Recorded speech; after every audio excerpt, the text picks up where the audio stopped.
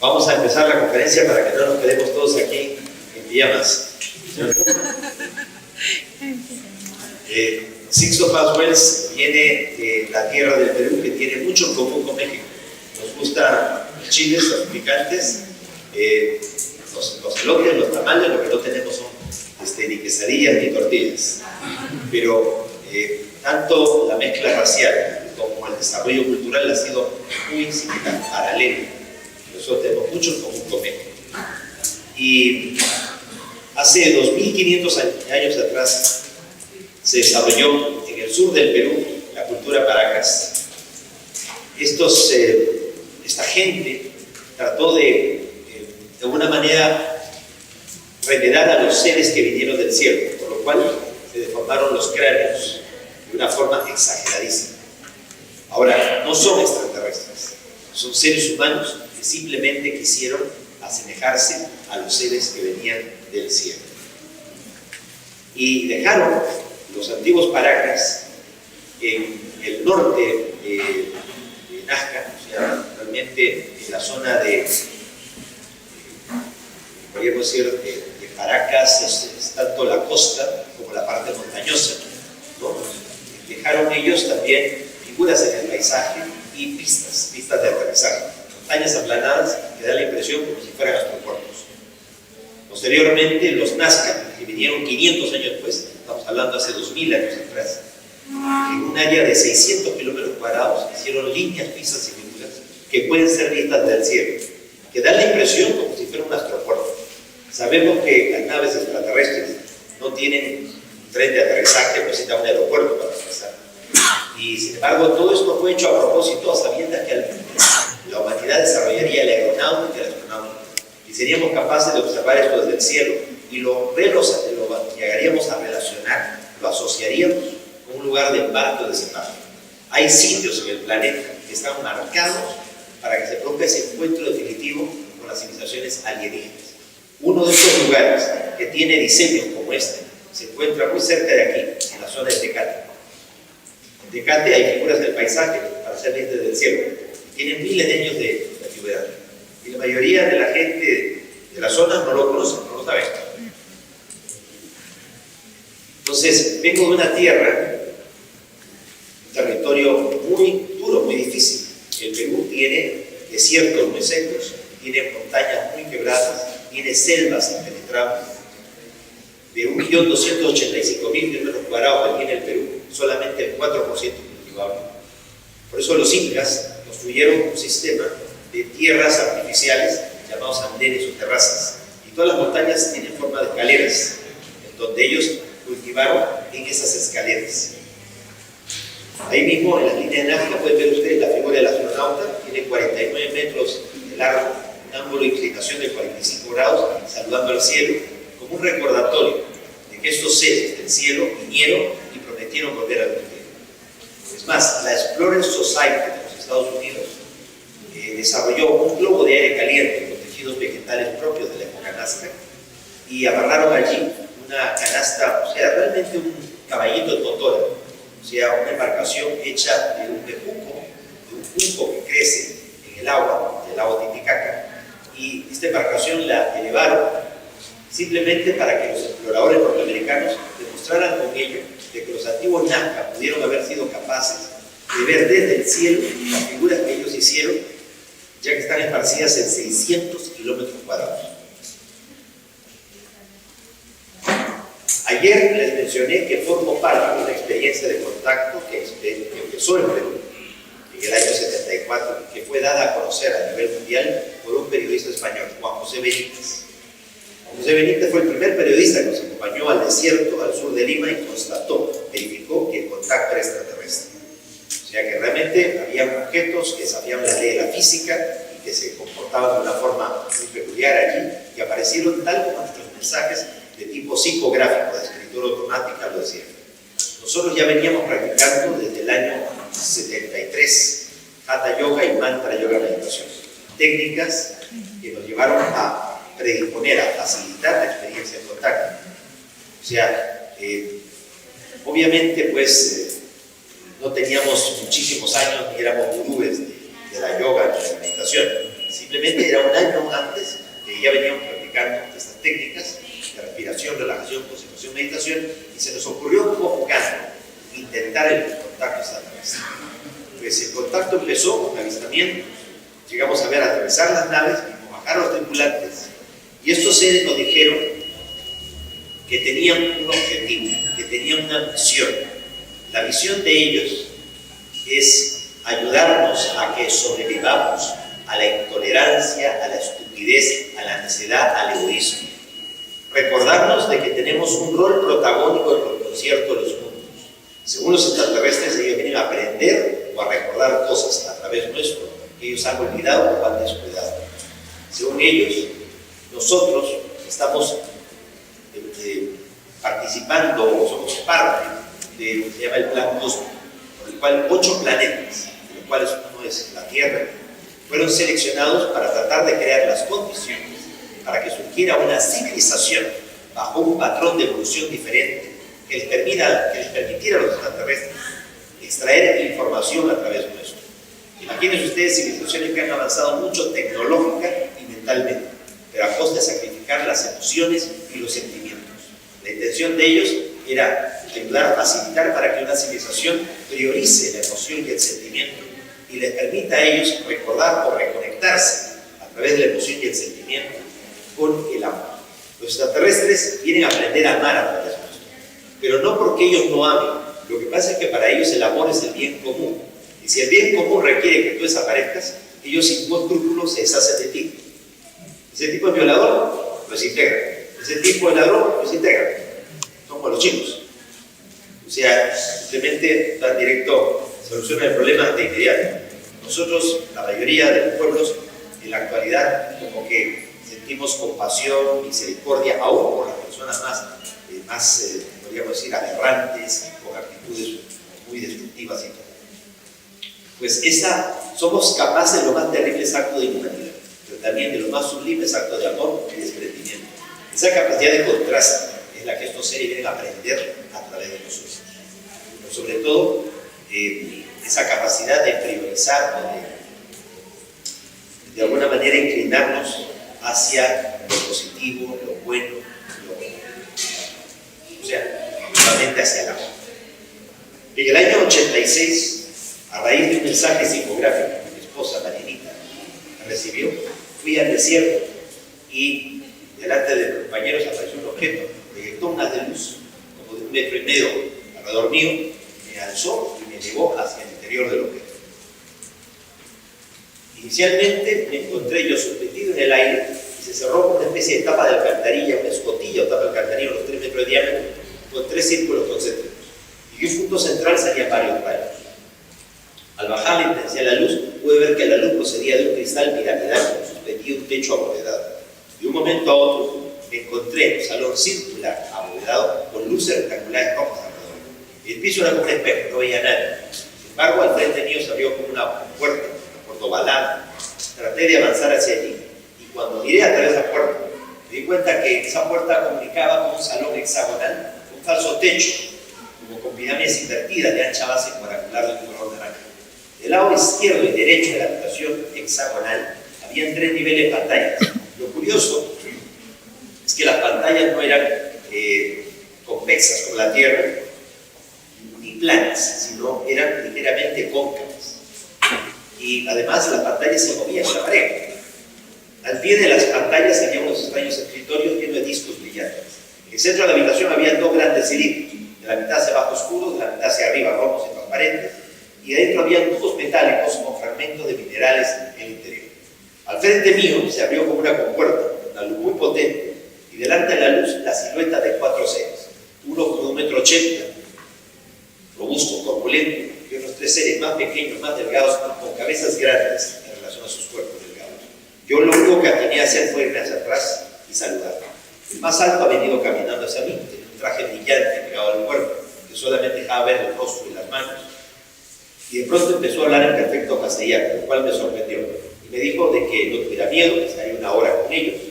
Pero que él estaba conversando conmigo. Los otros 3 seres más pequeños y más delgados, cabezones, comenzaron a moverse por la habitación. Su rostro blanco como la leche, los ojos oscuros ocupando la tercera parte del rostro, la nariz eran solamente superior cubría el inferior de tal manera que parecía que no tenían boca. Uno de ellos pasó muy cerca mío y sentí que no tenían vida como la nuestra, que eran como algún tipo de androide o de robot, quizás un androide biológico. El que pasó muy cerca venía trayendo una especie de caja rectangular metálica dorada, llena de extraños ideogramas o signos. El ser más alto me dijo: mire, esta es parte de la historia de tu mundo. Llegará un día que la humanidad de la Tierra sabrá que ustedes son el resultado de más de un experimento genético extraterrestre, que a lo largo de la historia ha habido hibridación y mestizaje, naufragios estelares, colonizaje extraterrestre y hasta deportación de extraterrestres aquí a la Tierra, después de verdaderas guerras de galaxias que han tenido como escenario neutral de sus batallas nuestro mundo. Y que si no tomamos en cuenta el eslabón extraterrestre, la historia de la humanidad no tiene ni pies ni cabeza. Este ser pequeño me acercó tanto este libro de planchas de metal que al tocarlas parecía como que los símbolos saltaran de las planchas y emitían un extraño sonido. Y en mi mente me vino una especie de pantalla mental, se me corrió una pantalla en mi mente y comenzaba a ver todo lo que contenía realmente estas planchas y lo que me estaba transmitiendo este ser. Ahora, él me dijo, o sea, reitero lo que de forma resumida mencioné ayer, que según los extraterrestres, hace 1200 millones de años, el planeta Tierra murió producto de impacto de lluvia meteórica que extinguieron la vida en nuestro planeta. Pero no solamente eso, acabaron con la Tierra se hizo pureza, se hizo polvo, el planeta desapareció. Hace 1200 millones de años. No me refiero a aquel meteorito de casi 10 kilómetros de diámetro que impactó en las costas de Mérida, en Yucatán, y precipitó la extinción de los dinosaurios. Mucho antes que eso, hace 1200 millones de años, según los extraterrestres, el planeta desapareció. Para los extraterrestres, el tiempo en el universo es como una espiral ascendente. En una de las curvas de la espiral, la Tierra murió, pero el universo continuó. Entonces, un grupo de civilizaciones extraterrestres recibió la autorización por parte de jerarquías cósmicas como para viajar a través del tiempo y del espacio y venir a la Tierra antes de que la Tierra muriera e impedir de que muriera, creando con ello un tiempo alternativo paradójico que se ha venido trenzando con el real tiempo del universo. Ustedes saben que a fines de los años 70 empezaron a aparecer primero en Australia, luego en el sur de Inglaterra, y hoy en más de 35 países, los llamados agroglifos, los crop circles, los círculos de campo de cosecha. Inicialmente eran círculos unos 3 a 8 metros de diámetro, donde las espigas estaban acostadas en espiral hacia el centro de la figura. Hoy las figuras son gigantescas, unos diseños realmente muy sofisticados. Este agroglifo apareció en el año 2002 y representa un antiguo mito nahuatlaca, mexica, chichimeca, que es el de la serpiente de las dos cabezas. Para los aztecas, el tiempo en el universo era como una serpiente de 2 cabezas. Al final de los tiempos, según los aztecas, una cabeza terminaría comiéndose a la otra. Cuando Hernán Cortés llegó a la corte de Montezuma, en Tenochtitlan, encontró que en el trono de Montezuma se repetía el mito de la serpiente de 2 cabezas. El tiempo real y el tiempo alternativo paradójico. Los extraterrestres vienen a la Tierra antes que la Tierra muera, impiden de que muera y crean un tiempo alternativo trenzando con el real tiempo del universo. Según esto, vivimos en una paradoja espacio-temporal, en una matrix, en una realidad virtual.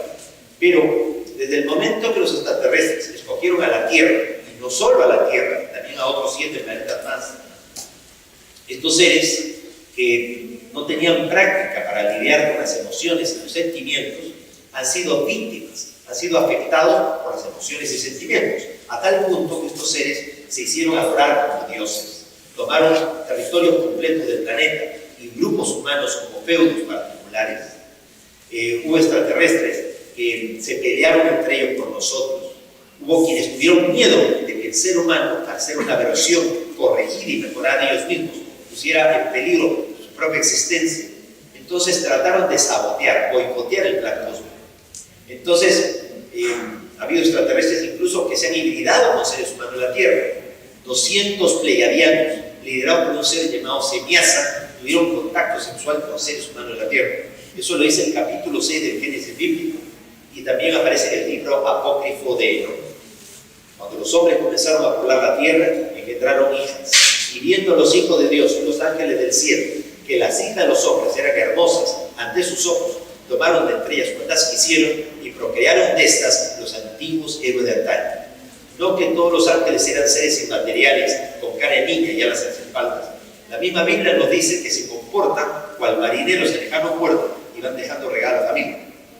Entonces, toda esta interacción que no estaba prevista, que ha sido más de lo que estaba establecido, ha hecho de que el tiempo real se comience a acercar al tiempo alternativo, con el riesgo de que ambos tiempos se junten en un determinado momento.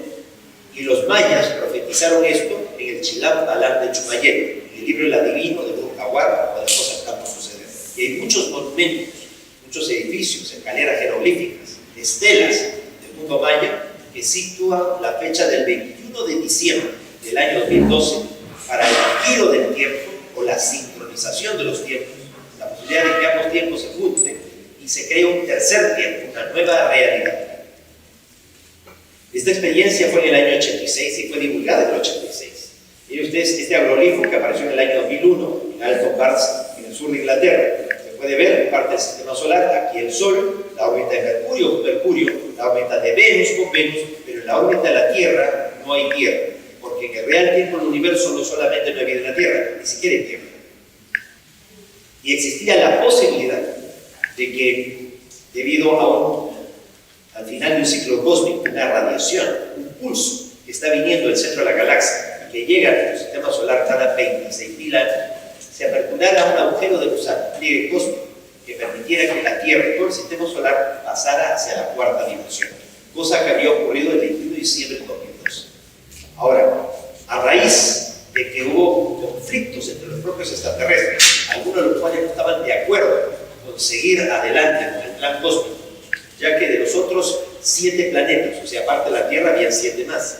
3 se destruyeron totalmente, se volvieron a destruir, y 4 se estancaron evolutivamente. Los extraterrestres intervinieron tan de cerca en esos mundos para que no se desviaran ni a derecha ni a izquierda, para que no se destruyeran, que al final esos planetas fueron un triste remedio, una copia del proceso de evolución de los extraterrestres, y avanzaron mucho mentalmente, sacrificando las emociones y los sentimientos. El único planeta en el cual los experimentadores han perdido el control sobre el experimento, donde puede pasar cualquier cosa, incluso una versión corregida y mejorada del plan original, es la Tierra. Hace 26.000 años de los nuestros, 2 grandes civilizaciones fueron enviados a la Tierra en calidad de guardianes y vigilantes. Unos eran los seres de Orión y otros los seres de las Pleiades. Los Oriones eran seres de aspecto reptiloide. El líder de ellos, Satanel. Él en un determinado momento consideró que éramos impredecibles, que podíamos poner en peligro el orden cósmico, y quiso de alguna manera boicotear, sabotear, impedir de que el proyecto continuara. Eso generó una verdadera guerra de galaxias. Al final estos seres fueron deportados y exiliados al planeta Tierra. Acostumbrados a vivir miles de años fuera de nuestro planeta, murieron y quedaron atrapados en nuestro mundo en otra dimensión, una especie de espectro. Y desde ahí le han declarado una guerra psíquica a la humanidad. Y se han constituido en un gobierno secreto mundial tenebroso negativo. Ellos no pueden manipular a toda la humanidad porque no están vivos. Entonces la manipulan a través de gente, de seres humanos, débiles de carácter, débiles de voluntad, encendiendo sus carismas, ubicando a esas personas en la política, en la religión, en la economía, en los mandos militares, en la moda, en la música. Ayer les mencionaba que a lo largo de estos 44 años de contacto, y una experiencia que ha involucrado a muchas personas, pues 10 veces he invitado a la prensa a encuentros programados con anticipación. La última vez fue aquí en México. Esto fue en Teotihuacán, no un lugar del desierto aislado, sino un lugar público, al aire libre, a pleno sol. Y vieron periodistas con nosotros y aparecieron 6 objetos en el cielo haciendo todo tipo de evoluciones. Estoy señalando el lugar donde se produce el primer avistamiento. Este sería el segundo objeto que se vio, un objeto muy curioso, me parece como si fuese una mariposa, con luces y todo. Bueno, el que aparezcan en ciudades prehispánicas los ovnis no es novedad. Sobre todo porque hay mitos y leyendas que hablan de Quetzalcóatl, el maestro chamán Paulino, ya nos hizo pues una referencia profunda de todo esto, de este personaje que pues, no sería otra cosa que seres que vinieron de las estrellas y trajeron un conocimiento pues, a la humanidad. Lamentablemente se les seguía esperando su retorno y se les confundió a los españoles pues, con estos grandes maestros que vinieron del cosmos.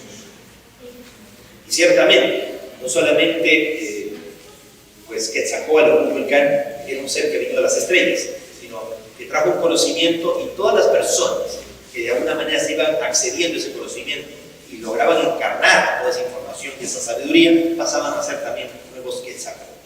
Ahora, el mito de la serpiente de las dos cabezas es algo que se encuentra pues, ampliamente extendido en los pueblos mesoamericanos. Y lo que hace referencia es al tiempo real y al tiempo alternativo.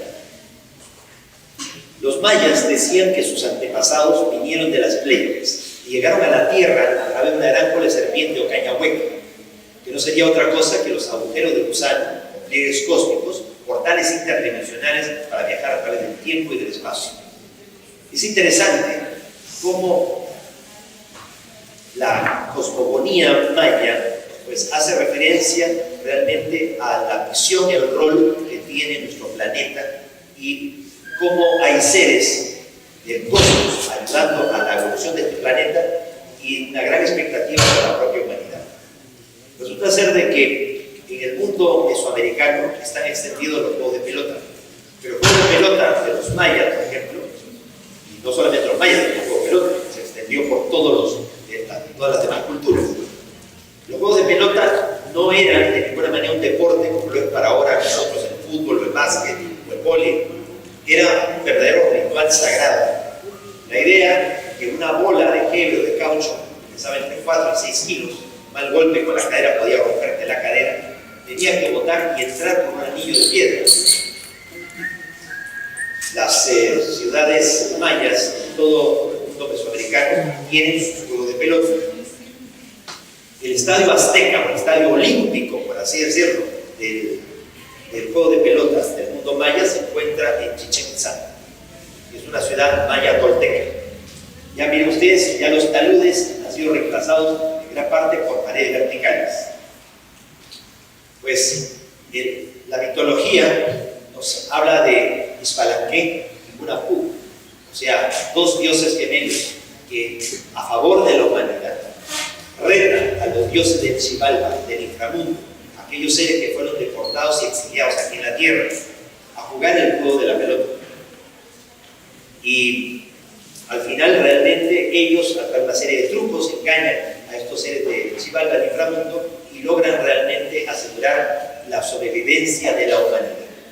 El juego de la pelota realmente está ambientado pues, en la esperanza profética de que llegado el momento, la bola que representa la Tierra entre a través del agujero de gusano, que son los anillos de piedra del fuego, y asegurar de que la Tierra pase a la cuarta dimensión, lo cual tenía que ocurrir el 21 de diciembre del año 2012. El momento que coincidía con esa radiación que viene del centro de la galaxia, la energía de la luz violeta, ese pulso que cada 26.000 años llega a un sistema solar.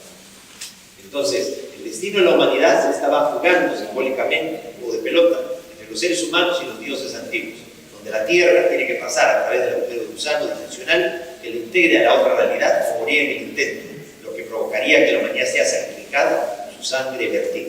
Gracias a Dios, te recordarán, ¿no? El 11 del 2011, cientos de miles de personas, millones de personas a nivel mundial, nos unimos en oración, en meditación, para tratar de crear una masa crítica, un estado mental positivo, que transmutara, transformara, cambiara todo lo que había sido anunciado, profetizado o malinterpretado que podía ocurrir en el 2012. Los mayas nunca hablaron del fin del mundo, lo que hablaron ellos es el final de un ciclo cósmico. Entonces, realmente la humanidad se unió para neutralizar y transmutar los miedos, que es a través de lo cual se domina el ser humano, y fuerzas oscuras y tenebrosas tratan de llevarnos hacia la autodestrucción. Estamos en una época, la llamada era de Acuario, en donde todo está saliendo a la luz. A diferencia de otras épocas, hoy día hasta la Fuerza Aérea Mexicana habla de 11 ovnis que aparecieron en la zona de Campeche, que fueron captados desde un avión que estaba controlando el paso de avionetas de narcotráfico en esta zona. Lo interesante es que ellos lo captaron con la cámara infrarroja, que logra percibir objetos que emiten calor. Sin embargo, ellos desde la ventanilla del avión nunca vieron nada. El operador de la cámara infrarroja, el teniente Mario Vázquez Telles, fue llamado a intervenir y logró captar pues, estos objetos. objetos. Uno de los objetos tenía el tamaño de un edificio de 15 pisos. Ahora, esto fue, recuerdan ustedes, en marzo del año 2004. En ese mismo marzo del 2004 ocurrió también algo extraordinario. ¿Se acuerdan lo común? Un grupo de espeleólogos o de investigadores de cuevas británicos quedó atrapado en las cuevas de Cuetzalan en Puebla. Fue un escándalo tremendo, había llovido diluvialmente y estos exploradores quedaron atrapados. Entonces, Defensa Civil de México, demostrando una gran eficiencia, quiso rescatarlos, pero ellos dijeron que no se iban a dejar rescatar hasta que no hubiera gente de su gobierno presente allí. Y cuando los sacaron, se pudo verificar que no eran científicos, no eran espeleólogos, no eran deportistas, no eran turistas. Todos ellos eran miembros de inteligencia británica. ¿Qué estaban haciendo ellos? Explorando sin permiso la cueva de Cuetzalan. Cuando se les llamó la atención de qué estaban ellos investigando allí, ellos dijeron que no tenían por qué darle ninguna explicación al gobierno de México. Es como que tú llegas a tu casa y te encuentras con un grupo de ocupas, de gente que se han metido en tu casa. Tú les dices, oiga, ¿qué están ustedes haciendo aquí? Y dice, ¿y a usted qué le importa? Oye, mi casa. Pues, ¿quién era esta gente que estaban buscando? Ustedes mejor que yo saben que el Códice Goturí, el Códice de la Peregrinación de los Aztecas, habla de que los aztecas salieron de una legendaria isla llamada Aztlán, allende o sea, más allá o sea, donde las garzas se prenden fuego al amanecer. Estamos hablando del oriente, o sea, no estamos hablando de Nayarit, estamos hablando ya del este. Así que de allí salieron los aztecas e iniciaron su larga peregrinación hasta que en Culiacán, Sinaloa, ellos entran en el Cerro Torcido, entran en el interior de una cueva y a partir de allí, parte de su éxodo, los aztecas, lo hacen a través precisamente de estas cuevas, a cavernas, y llegan a un lugar llamado Chicomostoc, el lugar de las 7 cuevas, donde se encuentran con sabios maestros intraterrenos que les permiten a ellos también acceder a mucha información que les va a permitir llegar a encontrar las señales de su dios Huitzilopochtli, el colibrí zurdo, en el lago Texcoco, donde van a fundar Tenochtitlan. ¿Cierto? Esta es la zona de Cuetzalan en Puebla. Aquí fue donde quedaron atrapados estos británicos. Aquí hay unas cuevas impresionantes, poco exploradas.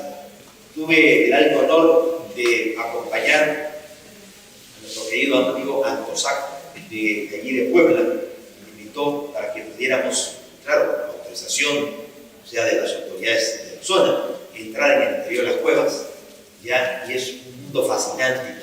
Pero estos ingleses habían entrado sin permiso y quedaron atrapados ahí. En lugar de alguna manera, los encerró en el sitio, a la entrada a un mundo intraterreno.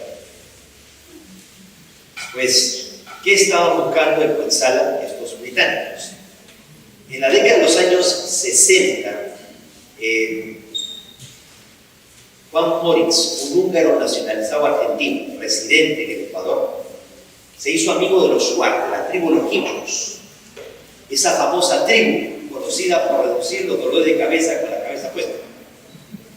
O sea, reducidores de cabezas. Obviamente no reducen el cráneo, lo que hacen es le quitan la piel del cráneo y la cocinan, se reducen y después lo rellenan ya con raíces, con arena y todo, y hacen sus cabezas reducidas. Pero no reducen los cráneos, reducen solamente la piel. Pero son famosos por eso, por ser reducidores de cabezas, los Shuar.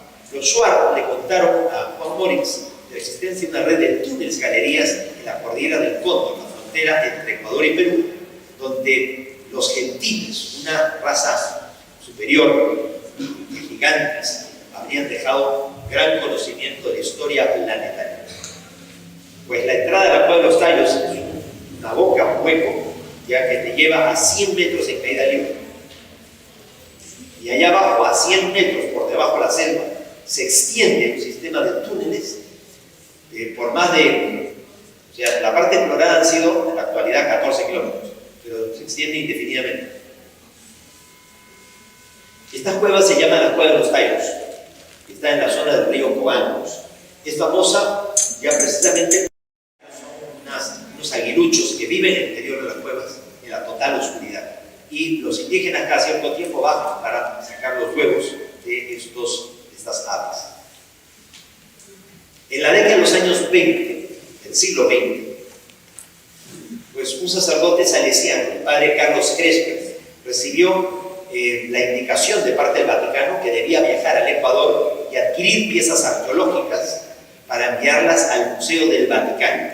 Tenía que comprarlas lo más baratas posibles y que fueran lo más valiosas posibles.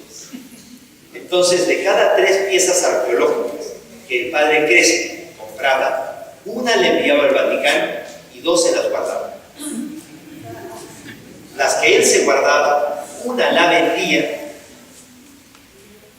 y de lo que vendía esas piezas, juntó dinero para hacer hospitales, orfanatos y asilos y escuelas. Hoy día es considerado el padre Crespi un santo en el Ecuador. La tercera pieza, que tampoco vendía, la guardaba para hacer un museo para el Ecuador, para que le quedara un legado. Pero todo a escondidas del Vaticano. Ahora, dentro de las piezas que los indígenas, la mayoría de ellas venían de la Cueva de los Tayos. Muchas de estas piezas eran planchas de oro con extraños ideogramas o símbolos. Y el padre Crespi era experto, o sea, era un gran conocedor de música.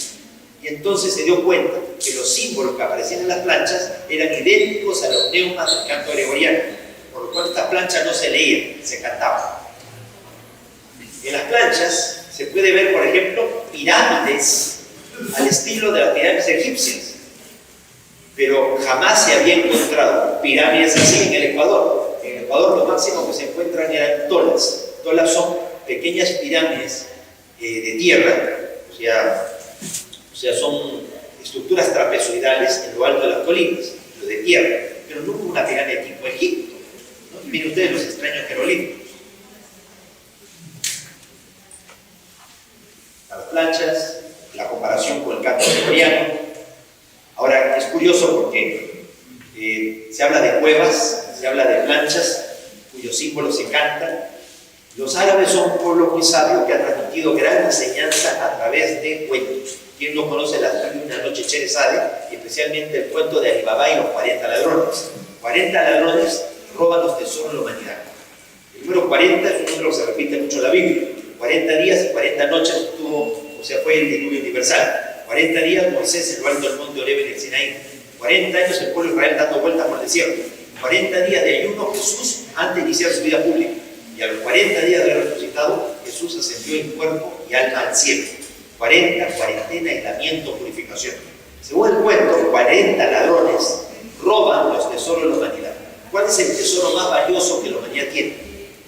El conocimiento. ¿Dónde guardan ese tesoro los ladrones? En una cueva, en el mundo intraterrestre. ¿Y cómo se accede a esa cueva? Utilizando justamente una palabra mágica, ¿no? El ábrete sésamo. Es curioso que las planchas son símbolos que se cantan, ¿sí? Y sirven para modular la voz. Ahora miren ustedes una comparación de esos símbolos de las planchas del canto gregoriano con estas tablillas encontradas en Meroe, en la Nubia sudanesa, que nos hacen recordar con las tablas de la ley de Moisés. Y los símbolos son idénticos.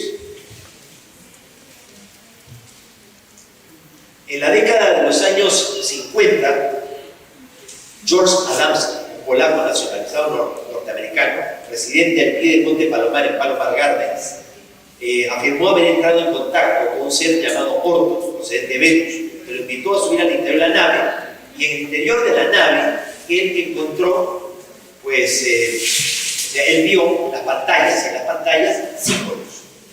¿Se dan cuenta? Miren ustedes, esto parece el símbolo del pedernal también de los pueblos mesoamericanos, sobre todo los aztecas, si no recuerdo mal. Bueno, el asunto es que, miren, él dibujó los símbolos que él vio en estas pantallas dentro de la nave en los años 50.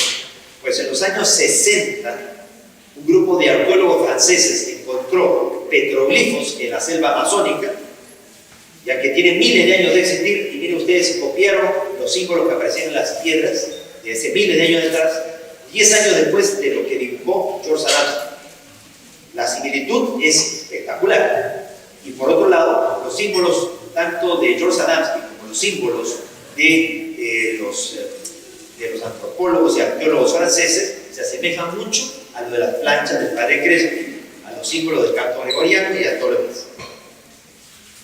Los ingleses han estado estudiando el canto de las aves del Amazonas, sobre todo los sonogramas que se forman producto de ese estudio del canto. Y han visto que los cantos de las aves, distintas especies de aves, forman una especie de lenguaje universal de sonogramas.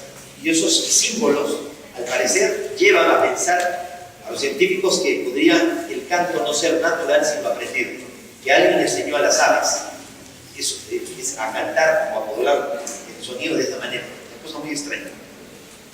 La entrada a la cueva de los tallos aquí son 100 metros hacia abajo y te amarran a este tronco con unas cuerdas que bajan. Entonces, el padre Crespi recibía muchos los tesoros que salían del interior de estas cuevas. En la década de los años 60, Juan Moritz también baja al interior de las cuevas y, siempre con la autorización de los Schwartz, él recorre parte de estas cuevas y ve estos tesoros, estos materiales que están guardados en estas cavernas. Él hace un denuncio a una, en una notaría pública de Guayaquil, de que ha hecho este descubrimiento. Entonces, ya el padre Crespi había amontonado muchísimas de estas piezas arqueológicas en un museo que hizo detrás de la iglesia de la Virgen Auxiliadora en Cuenca. Aquí vemos al padre Crespi recibiendo la presencia de Stanley Hall. Stanley Hall era un ciudadano británico proveniente de Escocia, miembro de inteligencia británica, que estaba muy interesado en las planchas del padre Crespi. Le pidió que le permitiera tomar fotos de todo el material que él tenía. Al poco tiempo el padre Crespi murió, incendiaron el museo y desaparecieron las piezas. Qué raro, ¿no? Aquí vemos a Stanley Hall acompañado de Juan Moritz. O sea, Stanley Hall contrató a Juan Moritz para que lo lleve por la selva y lo presente delante de los Schwartz para que le permitan entrar en las cuevas. Para conseguir el apoyo del gobierno ecuatoriano para este viaje de parte de inteligencia británica para entrar en las cuevas y ver todo este tesoro de material donde habrían piezas bastante complicadas, ya de las que ya nos han hablado también justamente Johanan Díaz y el maestro Chamán Paulino, pues se consiguió que Neil Armstrong, el astronauta que pisó la Luna en 1969, el Apolo 11, viniera en el año 76 acompañando a Stanley Hall y a la expedición británica. Miren ustedes, el diario allí de Ecuador hace referencia a que el astronauta Neil Armstrong, el primero en pisar la Luna, pues viene a esa expedición para ingresar en el interior de la cueva de los tallos. ¿Ya? Pues Neil Armstrong se sorprendió con todo lo que se encontró en el interior de las cuevas. Se sacaron 7 cajones del interior de las cuevas, pero no se mostraron a nadie y se la llevaron a Inglaterra. Y vino gente, ¿ya? Con armas automáticas y todo, y enfrentó a los indios Schwartz y los obligó a replegarse. Después de esto, los Schwartz han quedado muy resentidos con respecto a la gente que llega a la zona, porque consideran que solamente vienen a robar. Bueno, realmente parte así. Ahora miren ustedes cómo es el interior de las cuevas, esa vertical. Ahí está la gente en nuestro grupo. Los extraterrestres nos dijeron que podíamos ir a este lugar. Y dijeron en el mensaje: estén atentos a lo que el maestro de la escuela tiene que decir. Entonces el grupo se organizó para ir, se llegó ahí a Río Tuangos, a la zona esta, y los indios Schwartz dijeron: no vamos a permitir que nadie más entre entre las cuevas, porque ya hemos visto cómo se han comportado con nosotros y eso para nosotros es un lugar sagrado.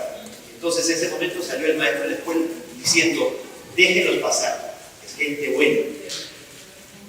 Y en ese momento los Schwartz dijeron: pasen. Y el grupo pasó y bajó.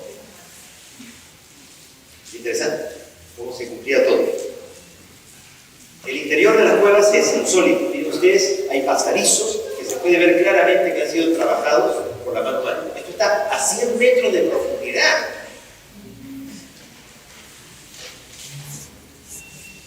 Ahí me encuentro en Cuenca. Ese es el museo del Banco Central. El Banco Central del Ecuador, después de que murió el padre Crespi y robaron el museo, las pocas piezas arqueológicas que quedaron, el Banco Central del Ecuador se las compró a los salesianos. Y entonces se toma un ascensor que baja hacia los subterráneos, a la bóveda, y tú puedes ver dentro de la bóveda del banco, ¿ya?, las piezas que quedaron del padre Crespo. Hay miles de piezas. Imagínense lo poco que quedó, que son miles de piezas. Y se pueden ver piezas cerámicas con astronautas.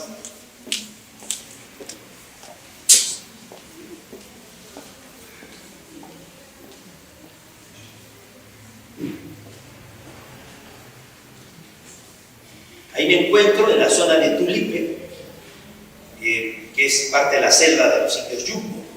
Y aquí pueden ver ustedes, miren estos petroglifos con estos símbolos que son idénticos a los símbolos que están apareciendo en los campos de cereales del sur de Inglaterra. Ahí en la selva hay cantidad de estas figuras que se pueden ver, pues, en el paisaje, como esta figura que vimos antes. Miren ustedes toda esta zona de la selva de Tulipe. Ahí estoy en la boca de entrada de otra de las cuevas de los tallos. Ahí en esa boca, en ese hueco, se encontró esto. Los tallos, o sea, el dios tallo, o sea, aparece como un hombre con rostro de ave, como el dios Tot de los antiguos egipcios, o como el hombre pájaro de la isla de Paco. Miren ustedes, estamos bajando al interior de las cuevas. Miren ustedes, se encuentran piedras talladas, figuras geométricas. Por un momento dejemos el Ecuador y vayámonos a la isla de Paco, a 3.789 kilómetros de las costas de Chile. En plena Polinesia se encuentra la isla de Rapa Nui, Mataquiterani, Tepito Notejenúa, o sea, tiene muchos nombres. Tepito Notejenúa significa el ombligo del mundo. Mataquiterani, los ojos que miran al cielo. Rapa Nui, esta isla, tiene 163,5 kilómetros cuadrados. Es una isla pequeñita, tiene 70 conos volcánicos y la hace famosa 887 estatuas que pesan entre 75 y 85 toneladas. Tiene más monumentos arqueológicos que toda la Polinesia junta, 250 plataformas ceremoniales. Este es el cráter del volcán Ranocao. Este cráter de este volcán protege al aeropuerto Mataveri que está aquí atrás. Ahí me encuentro en el borde del cráter del volcán Ranocao. En el mes de mayo del año pasado, 2017, fuimos acompañados de Travel Channel y de la televisión del Cali. Ellos querían ver qué pasaba cuando un grupo de personas que afirman tener contacto se ponen a meditar. Entonces nos pusimos a meditar en el borde del cráter del volcán, que tiene 1,5 kilómetros de diámetro. Ellos venían trayendo cámaras infrarrojas, cámaras de última generación, HD, y mientras estaban meditando, ellos logran fotografiar sobre el cráter del volcán, que tiene 1,5 kilómetros de diámetro, este objeto a las 11 de la mañana, pleno sol. ¿Qué es este objeto? Una nave. A simple vista no se veía. Sin embargo, las cámaras de alta tecnología pudieron captar una nave. Estaba allí, 11 de la mañana, pleno sol, pero nosotros estábamos meditando. Ahí está el objeto moviéndose. Después nos fuimos a otro lado de la isla, es la costa del noroeste de la isla, y de aquí hasta aquí se vio claramente pasar una lenteja. Este objeto lo vimos todos y lo filmó pues la televisión del Cali. La historia nos dice que en el siglo IV y III de la era cristiana, el rey Potumatu, que vivía pues, en las Islas Marquesas, en una legendaria isla llamada Nukujiba, se dio cuenta que su isla se estaba hundiendo. Entonces le pidió al chamán de la tribu, Aumaca, que le consultara al dios Makemake, al creador, dónde debían trasladarse, cuál debía ser su tierra prometida. Entonces, en sueños, Aumaca vio una isla por acá. Miren todas las islas que estaban en el camino. El barco se fue por acá. Se fue lejísimo. Y el rey Otumatú envió 7 exploradores con sus hijos, que fueron a buscar esa tierra prometida, dejando Nukujiva, las islas. Se fueron en catamaranes, llamados pajes, embarcaciones de alta velocidad. Miren, este es el territorio maorí, que involucra la isla de Pascua, Hawái, Nueva Zelanda. Y ellos se mueven por aquí a unas velocidades impresionantes con estas embarcaciones de doble quilla. El cielo, como se ve desde la isla de Pascua, es espectacular. La isla es muy curiosa, tiene forma triangular. Es el volcán Ranocao. Ya, aquí tenemos el volcán Ranocao. Miren, esta línea que ven ustedes aquí es el aeropuerto. La isla es tan pequeñita que el aeropuerto empieza en la costa oeste y termina en la costa este. Se acabó la isla. Hay partes de la isla un poquito más grandes, claro, ¿sí? Ya, miren ustedes, aquí está el cráter del volcán Ranocao, la cantera de los Huay. Ahí es donde se tallaban las estatuas en toda volcánica, ceniza volcánica. Es interesante porque la forma triangular de la isla es también el símbolo que usaban los ariquis, los reyes de la isla, como un pectoral, el llamado rey Nilo. Los maoríes tenían la costumbre de tatuarse. Imagínense ustedes que le venga su hija y le diga: mira, tengo un novio maorí, y le viene así, con esa cara. La isla mayormente es una costa volcánica bastante dura, bastante difícil. Son pocas las playas de la isla de Pascua.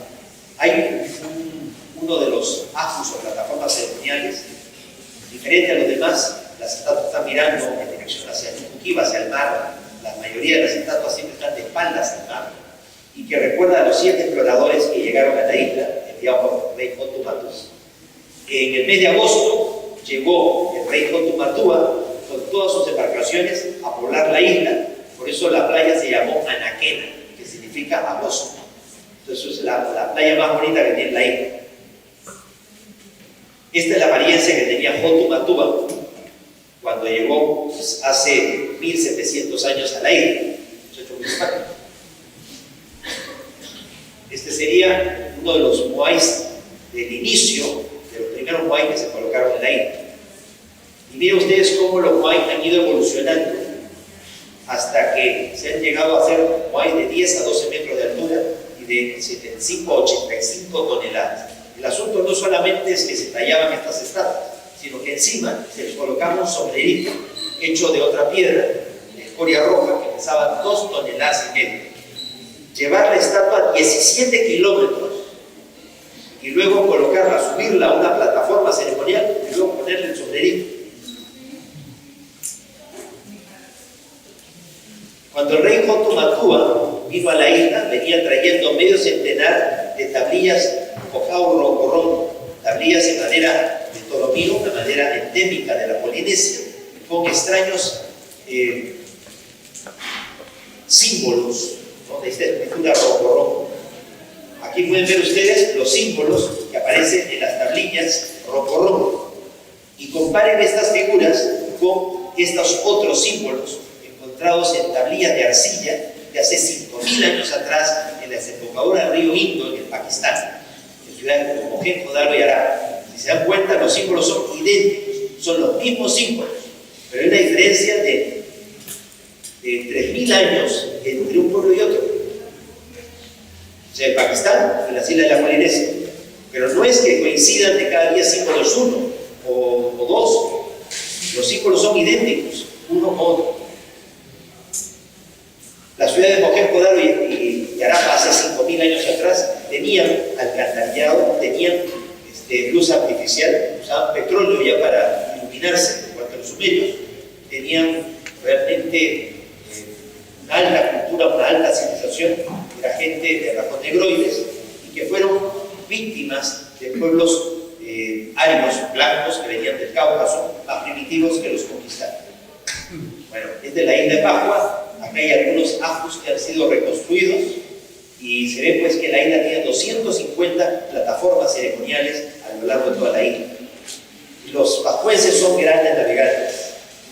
Y justamente parte de las plataformas ceremoniales son embarcaderos o pequeños puertos para la llegada de los catamaranes. En 1872, Pierre Loti, un marino de la Marina francesa, un oficial de la Marina, llegó a la isla de Pascua y dibujó a los reyes, o sea, a los arikis, a los jefes de los clanes Rapa Nui, ya a sus hombres, sus mujeres, sus casas en forma de cazabote, sus esculturas, sus gallinitas, en 1872. Miren, estas son las casas bote. Estos huecos son para colocar las ramas de los árboles y luego volverlos en palmas y en la paja para poder hacer el techo. Esta es la típica casa Rapa Nui. Miren ustedes, esta es la actual población de Hangaroa. Y se dan cuenta que las plataformas ceremoniales Rapa Nui se asemejan a la mitad de un juego de pelota maya.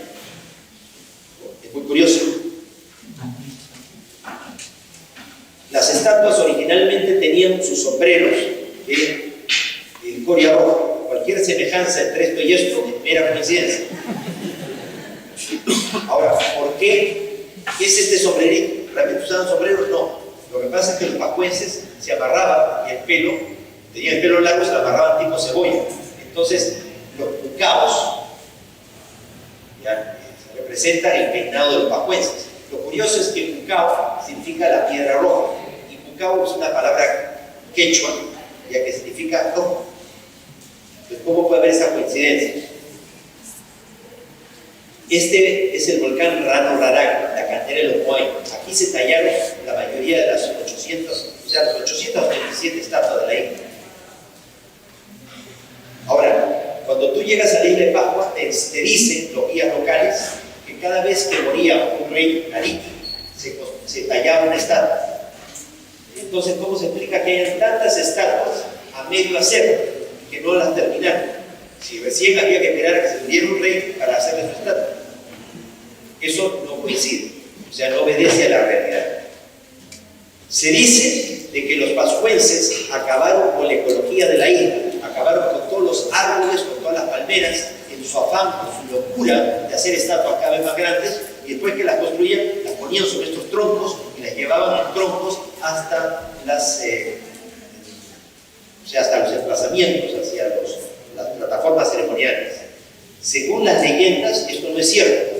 Según las leyendas, llevaban caminando las estatuas y las dejaban, en la plataforma ceremonial, pero las llevaban caminando, no las llevaban encima del tronco ni nada, porque los pascuenses defendían realmente el entorno, el medio ambiente, eran ecologistas. Pero según todos los libros de historia, no, los pascuenses eran gente ignorante que acabó con su isla, por construir cada vez más y más estatuas. Miren ustedes la cantidad de estatuas que están sin terminar y que no han sido sacadas de las faldas del volcán Rano Rarag y llevadas a sus emplazamientos en campos. Miren ustedes el tamaño de la persona en relación con las estatuas de la última generación de estatuas. Miren el tamaño de las orejas.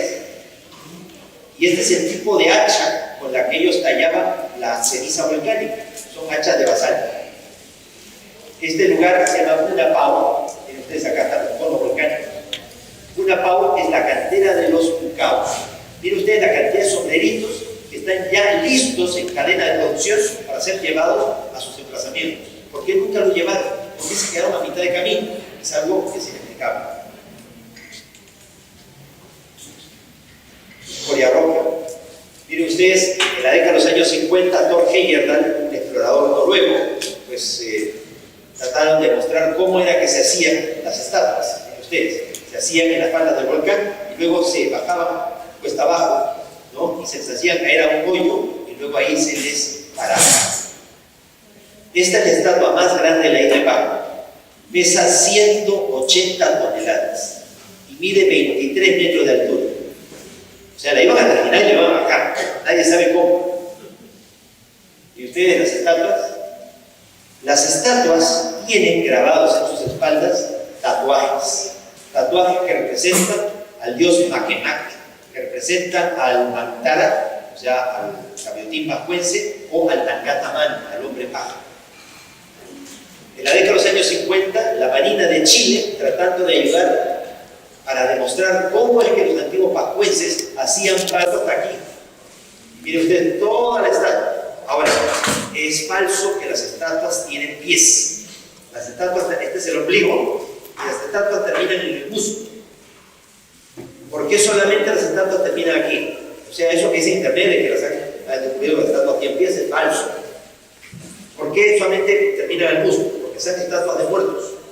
Y la idea es que, como la estatua, cuando después el alma del muerto se incorpora en la estatua, y ve que no tiene pies, no se le ocurre irse caminando. O sea, sino que se queda ahí donde está. Miren la cantidad de tatuajes que tenían las estatuas, como el tatuaje que usaban los maoríes. Y ven, la estatua termina aquí. No hay piernas.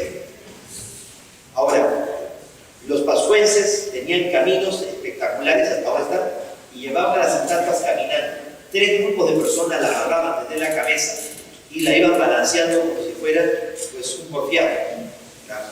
O sea, la movían entre 5 y 6 grados y la iban llevando. Se ha hecho el experimento en Hawái. Alumnos de la universidad tallaron una estatua y la amarraron a los 3 grupos y le hicieron caminar 100 metros, demostrando que sí es posible que los pascuenses hubieran sido capaces de llevar caminando las estatuas. Entonces, si realmente ellos llevaban caminando las estatuas y nunca acabaron con sus árboles o con sus palmeras, ¿cómo puede ser posible que la isla de Pascua quedó totalmente ya sin vegetación? Lo cual trajo una crisis ecológica en la isla. Vean ustedes, en el camino hay muchas estatuas caídas porque alguna vez por salir no tenía mucha práctica, caló demasiado y se cayó la estatua. Cuando tú llegas a la isla de Pascua, te dice que hubo guerras entre los clanes Rapanui en el siglo XVI, o sea, 1500. Y eso llevó a que todas las estatuas fueran derribadas en 1500. Ya no había estatuas de pie después de 1500. Y o sea, en la isla había 2 grupos humanos claramente diferenciados. Uno que era de origen maorí, un hombre de orejas cortas, los Kanao Moco, y los orejas largas eran los Kanao Epe, que venían de Sudamérica.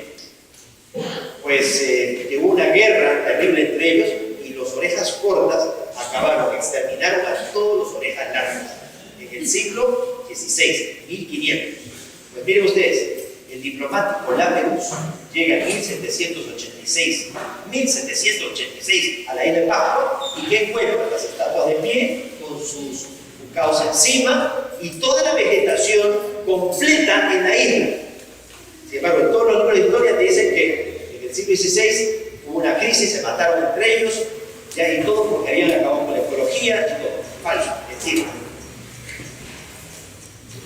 Este es el lago Tajay, ya que está cerca de Tangaroa. Aquí se excavó y se encontró una estatua muy peculiar.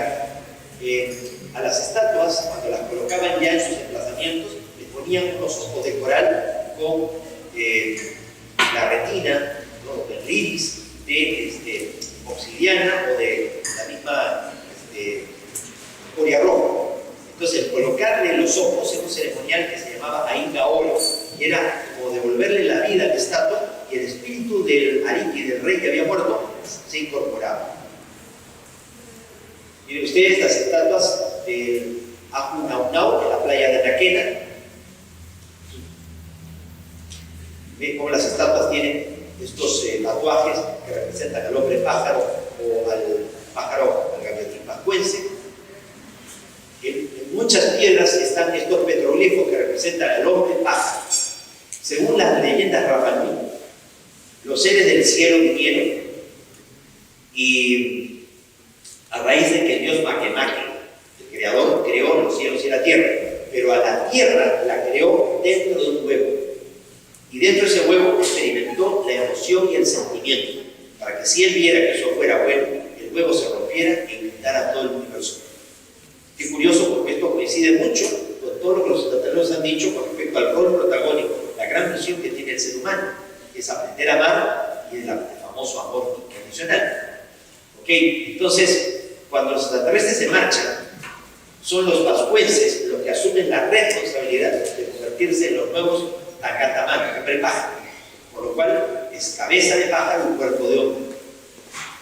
O sea, una vez al año, los pascuenses, cada uno de los clanes de Rapa Nui, elegía a un atleta para que se preparara y interviniera una especie de Juegos Olímpicos en donde tenían que demostrar quién era el hombre pájaro y tenían que rescatar un huevo del Cariatín pascuense de los islotes que están cerca de la isla.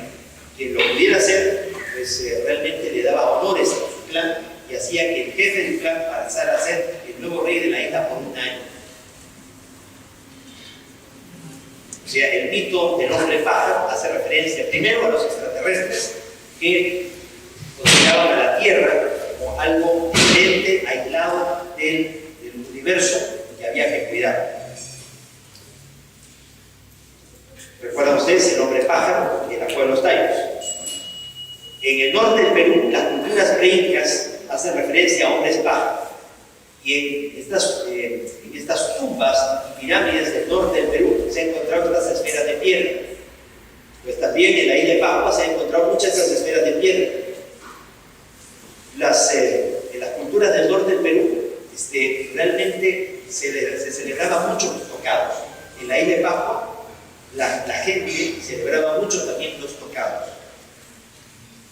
En el norte del Perú se consume mucho el camote o la batata dulce. Pues en la isla de Pascua había batata dulce. ¿Cómo llegó ahí?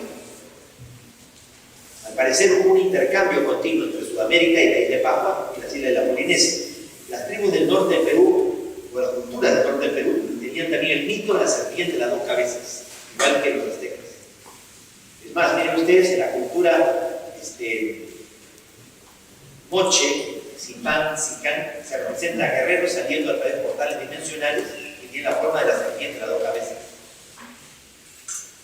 Aquí estamos viendo sellos sumerios que tienen más o menos 6.000 años de antigüedad. Se ven naves espaciales proyectando haces de luz y formando centras, portales interdimensionales. Y miren ustedes la imagen que se tiene de los Anunnaki. Anu era el cielo, los hijos del cielo, los extraterrestres, se llamaban Anunnakis, pues en la época de los sumerios. Miren ustedes la forma de los Anunnaki.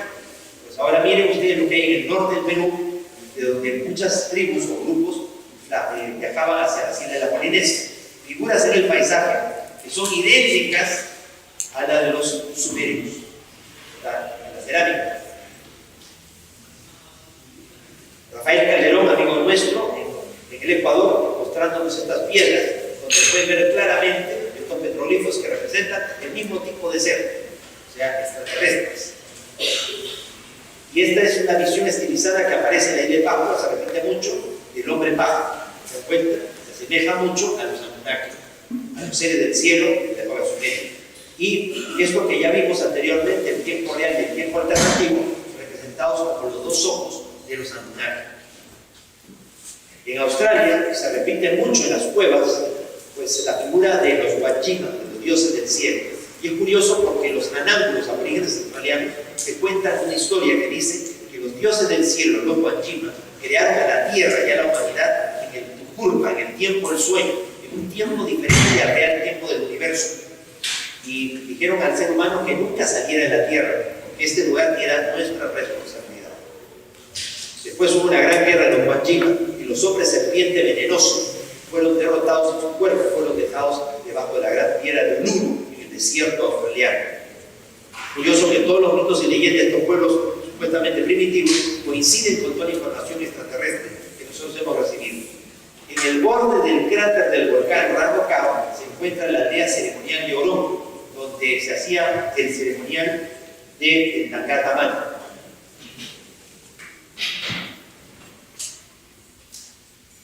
O sea, la aldea está por aquí.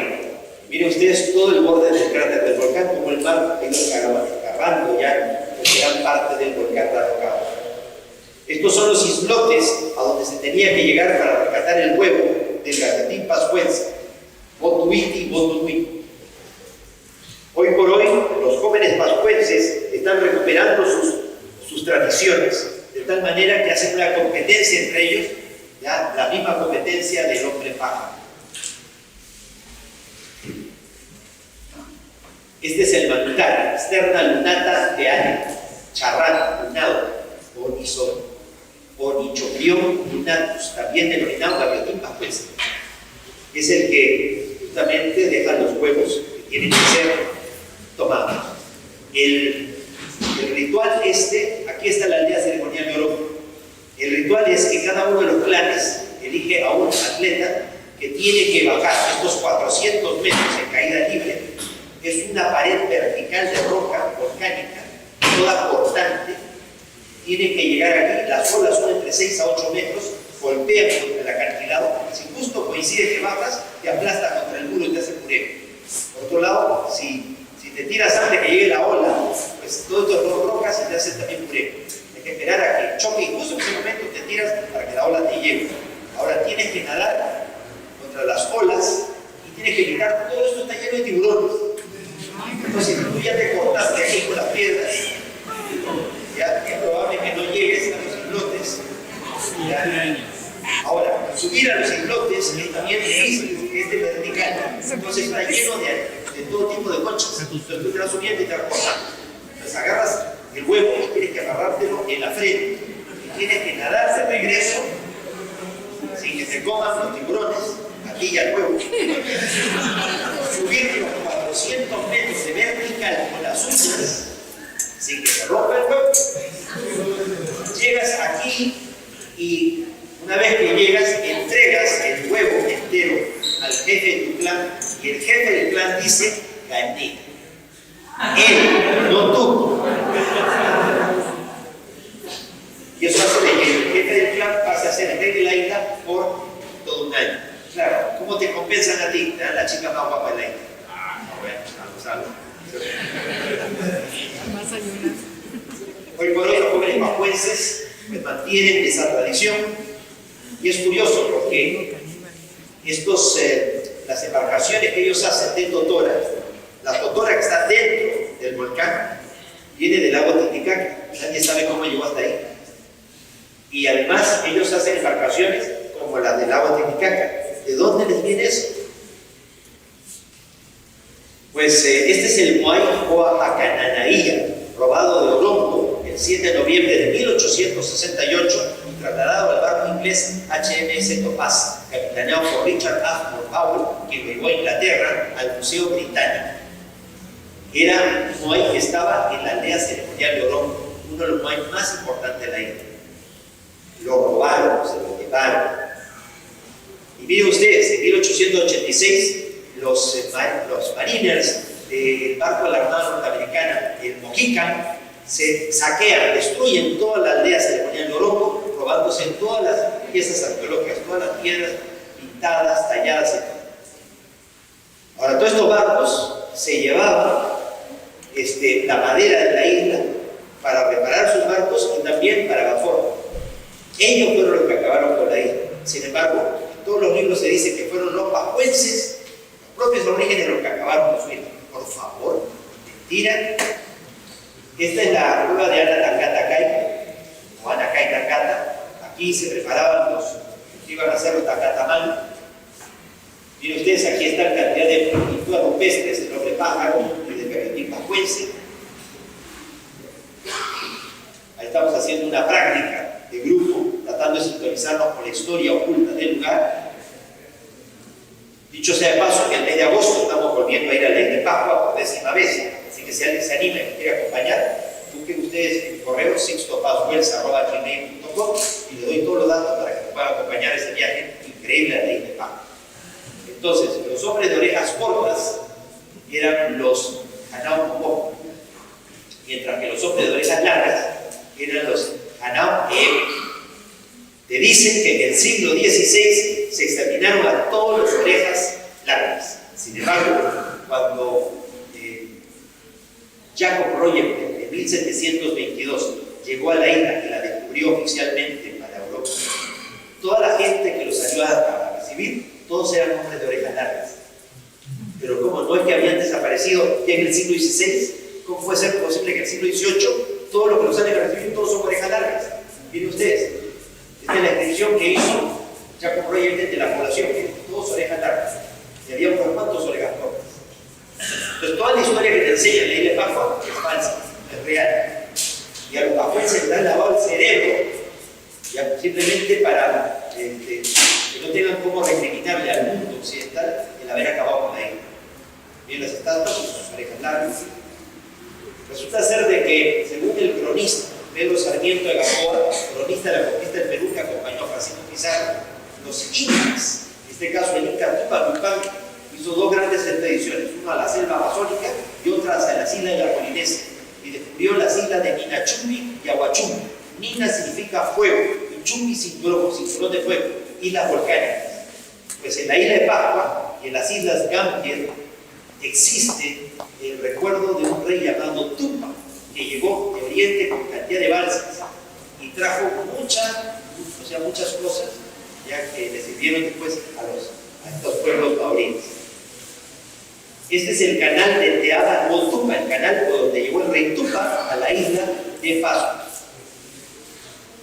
Esto es uno de los ducados de una de las estatuas caídas.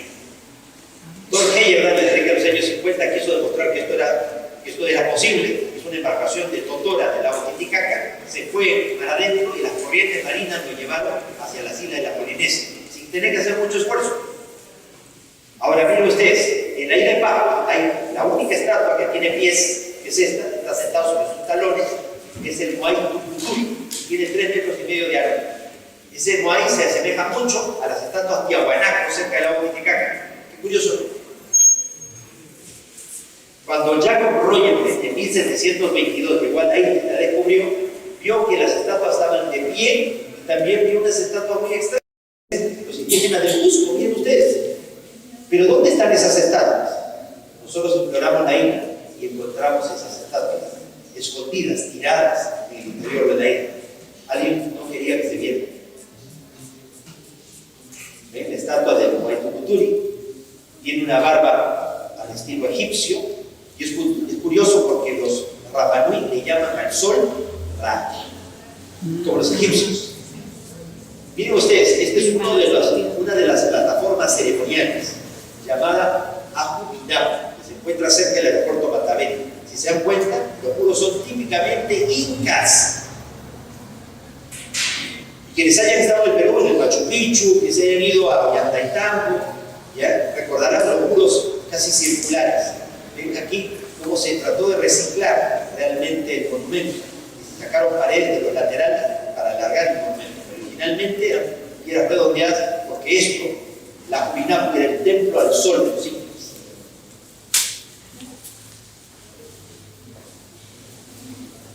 Miren ustedes, hay muchos monumentos, 250 plataformas ceremoniales en la isla. Ciertamente la mayoría de las estatuas están derribadas. Se dice de que por estas guerras que ocurrieron en el siglo XVI. Sin embargo, a partir de que fue descubierto en 1722 la isla, miren ustedes, en 1770 llegó la expedición española a cargo del capitán de fragata Felipe González de Aedo. ¿Y qué fue lo que encontró en 1770? Las estatuas de pie con sus bocados encima. Pero no que en el siglo XVI ya habían sido derribadas en luchas entre ellos. Y miren, la vegetación está completa, las palmeras están completas, los árboles están completos. Entonces, ¿por qué se quiere achacar a los pascuenses que ellos acabaron con su economía? En la Pelusa, en 1786, estatuas de pie, palmeras, la vegetación en su sitio. El capitán Cook, en 1774, llega a la isla de Pascua. En la nave Resolution viene acompañado de William Hodge, un dibujante alemán. ¿Y qué es lo que dibuja? Las estatuas de pie con sus bocados encima. Entonces, no que en el siglo XVI ya las habían derribado. Eso te enseñan los libros de historia. Eso te enseñan hasta los guías locales, porque les han clavado el cerebro y están metidos en historia. Y miren ustedes, hombres de orejas. O sea, los que habían exterminado. Mentira. La última mujer de orejas largas murió en 1920. Y es cierto que en 1862 siete barcos peruanos, esclavistas, vinieron a la isla. Y no solamente en este Pascua, varias islas de la Polinesia, que secuestraron gente y se la llevaron a las haciendas del norte del Perú. Entonces, gente Rapanui se enraizó y quedó viviendo en las haciendas del norte del Perú. trabajando en esto. Algunos de ellos fueron, que no tuvieron tanta suerte, fueron llevados a las islas para sacar el guano, el excremento de las aves guaneras. Esa gente murió, esa gente terminó realmente muy mal. Esta es la iglesia católica de Bangalore. Ahí dan la misa, días sábados y domingos, en idioma rapanui. Toda la historia falsa, toda la historia impuesta, distorsionada en la isla de Baja, se debe justamente a este sacerdote, ¿ya? El padre Sebastián Miguel. Él dice de que recopiló la historia de los pascuenses entrevistando a los pocos pascuenses sobrevivientes de la esclavitud y las enfermedades y todo. Y él en su libro empieza diciendo, porque este pueblo ignorante, ¿ya?, que acabó con su ecología, acabó con su y todo por querer hacer ídolos. O sea, si empiezas a hablar de un pueblo, tienes que hacerlo de una forma lo más aséptica posible, pero no ya insultándolo de arranque. Y todos los que han escrito sobre la isla de Pascua, todos toman a pie juntillas lo que él describe de la isla, a partir de su xenofobia y su rechazo al pueblo indígena. Es una pena. Jean-Baptiste Droumier, un francés que se autonombró rey de la isla y esclavizó a los pascuenses hasta que los pascuenses lo mataron. En 1872, Pierre Loti, este oficial francés, dibuja lo que él vio. Supuestamente ya la isla estaba deshabitada. Para 1872 casi no había nadie en la isla. Pues mire, ustedes están diciendo gente, y las estatuas están de pie. Supuestamente los dioses dicen que no había ninguna estatua de pie. Ahora, ¿quién realmente estudió las estatuas? Se dice que los pascuenses fueron caníbales, porque encontraron unas cuevas, cráneos y huesos. Ellos enterraban a sus familiares en cuevas. O sea, ahí estaban osarios, estaban ahí los huesos de sus familiares. Pero inmediatamente los europeos consideraron que eran caníbales. Aquí ven ustedes la prueba del delito. Este dibujo hecho de Pierre Loti de 1872 está en el Museo del Padre Sebastián Engler de la isla de Pascua. Y abajo, lo que uno lee en el museo dice: el momento mismo en donde las tribus rapanui del siglo XVI destruyen sus propios moais. Es un dibujo del siglo XIX. Y aquí se puede ver claramente a los franceses, a los oficiales franceses dándole la orden a los marinos franceses para derribar los moais, destruir y acabar con justamente con las creencias de los pueblos indígenas. Pero eso no, a pesar de esto, que es una evidencia, en todos los libros se niega y se dice que esto no es cierto, que esto no ocurrió, que ya fueron los propios franceses. Las estatuas han sido vueltas a poner gracias a la ayuda a la operación del gobierno japonés.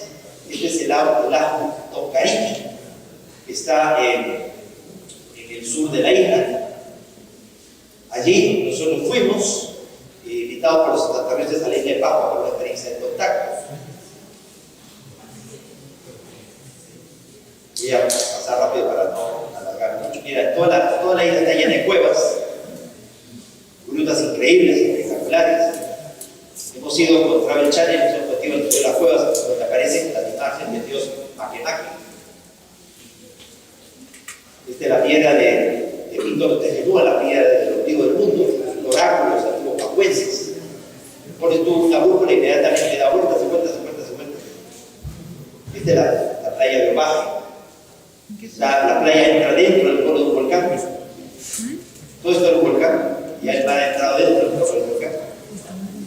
Y el volcán Rarocao, miren ustedes las estatuas, el interior del volcán Raraku, donde se tallan las estatuas.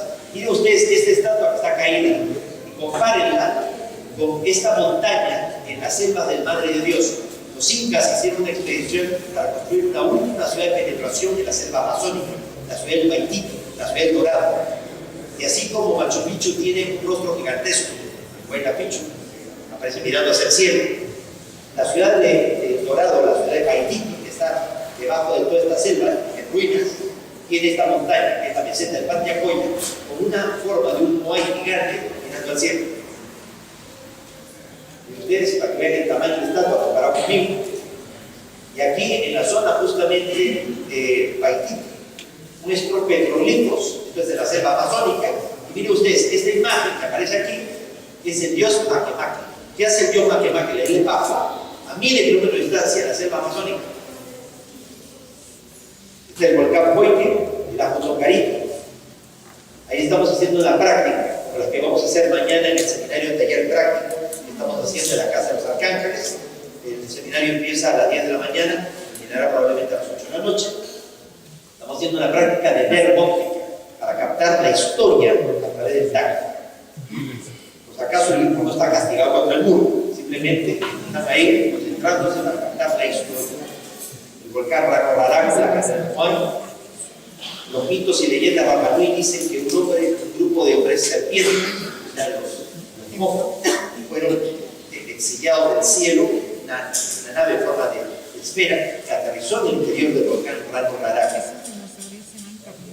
Ese es el lugar donde habría aterrizado y habían sido exiliados y deportados los hombres lagarto en la isla de Paco. Y se han encontrado huesos, fémures de hasta 126 centímetros en cuevas de la isla y cráneos entre humano y reptil. Y miren ustedes, esta es la imagen de Dios Makemake, se dan cuenta, tiene la forma del rostro de un alien. Aquí pueden ver ustedes este agroglifo que apareció en los campos de Inglaterra, que representa a un ser que murió aquí en la tierra y que atrapado en otra dimensión. Aquí pueden ver los hombres lagarto, representados en estos altorrelieves en el muro de la Una. Esta piedra realmente da la impresión como si fuera un rostro atormentado de un ser atrapado en otra dimensión. Cuevas, imágenes talladas sobre un reptil. Esta estatua representa a la hembra de los reptiles. Tiene la cresta, ¿no? La cresta propia de los triceratopos. Tiene el pico de un loro. Tiene senos como de mujer. Y lo que hace referencia es a la hembra de los reptiloides. Se asemeja mucho, ¿no?, a la hembra de los aliens. Su cresta y todo. Pues hay un papiro que se encuentra en el Museo de San Petersburgo que habla de una expedición podríamos decir, en el Imperio Medio egipcio, una expedición que se fue por el Mar Rojo y que de pronto naufragó, y uno de los miembros de la expedición apareció inexplicablemente en una isla, ya la isla de la serpiente o la isla del Ka. Y la inscripción que hace justamente el papiro se asemeja mucho a la isla de Pascua, y que allí este hombre tuvo contacto con un hombre serpiente. Llegar a la isla de Pascua proveniente de Egipto parecía imposible. Miren ustedes, desde aquí ir hasta por acá, o por aquí, y ir por aquí, terminar aquí, es imposible. Sin embargo, algo pasó. Entonces este hombre reptil le cuenta de que eran 75 hombres reptiles que vivían en la isla, deportados, exiliados. Cayó la piedra del cielo que acabó con todos ellos y él era el último sobreviviente, que él lo iba a ayudar a regresar a Egipto. En el año 2006 fuimos acompañados de un psiquiatra, el doctor Mario Duzuel, asesor del CEPA, de la Comisión de Investigación de la Fuerza Aérea de Chile, que tiene el plan escéptico para ver si el contacto no era real o no. Vino con nosotros a la isla y al pie del volcán Coique aparecieron dos objetos. Todo el mundo lo vio, especialmente el psiquiatra. Habíamos advertido a la Fuerza Aérea Chilena en el aeropuerto Matavel. Estamos al año siguiente volviendo a la isla de Pascua, señalando el volcán Rarocabo, y puede verse aquí el ovni. Era el mediodía, miren ustedes el objeto ovalado, tiene la forma de un disco, termina de tener la forma triangular, apenas en la panza, testigos los militares también presentes allí. Esto está en video, también ustedes lo pueden encontrar en el canal de YouTube, Sixto José Pajuels. Este es el ovni, señalando el lugar de la nave. Los testigos. El mismo objeto fue visto, se apareció diseñado sobre los campos cereales en Inglaterra en esos mismos días. Este es el Museo del Padre Sebastián Elger, y allí fui invitado por las autoridades de la isla de Pascua a dar una conferencia. Miren ustedes, al lado de la estatua de la hembra de los aliens, ¿Quiénes vinieron a la conferencia? Los militares. Cada vez que hemos ido a la isla de Pascua, ellos siempre han estado ahí. Hemos ido 9 veces a la isla y en el mes de agosto de este año vamos a volver. Así que si alguien se anima y nos quiere acompañar. De hecho, también les aviso de que en el mes de mayo estamos yendo a Cusco. Así que si alguien quiere acompañarme, va a ser una experiencia interesante. Hemos llevado ya alrededor de 40 grupos al Cusco. ¿Ya? Y aprovechamos siempre para, aparte de conocer más de lo que se conoce un grupo normal, hacer todo tipo de prácticas para también un seminario, taller itinerante, para tratar de conectar con los hermanos del cielo. Y ustedes, la nave apareció, irrumpió rápidamente aquí, con el grupo acá, en la isla de Pascua. Muy bien. Ahora, ¿qué nos dice a nosotros la doble historia? De que los extraterrestres están pendientes de la evolución de los acontecimientos aquí en la Tierra. En el pasado, la relación de ellos con nosotros era un adulto, un niño. Ahora es un adulto, un adolescente. Cuando tú eres niño, tus padres tienen la autorización, se sientan al lado de la cama, te leen un cuento, te visten de acuerdo a tu edad, te alimentan de acuerdo a tu edad. Cuando tú llegas a la adolescencia, cierras la puerta de tu habitación, no quieres que tus padres entren, y menos aún que te digan nada de qué vas a comer o cómo te vas a vestir. La humanidad se encuentra en una adolescencia tecnológica y ellos están esperando a que la humanidad llegue por sí misma a una juventud responsable que nos permita sobrevivir a la intolerancia, a la estupidez, a la necesidad, al egoísmo. Ahora, ¿lo lograremos? No se pierde el próximo capítulo de esta serie. Muchísimas gracias a todos.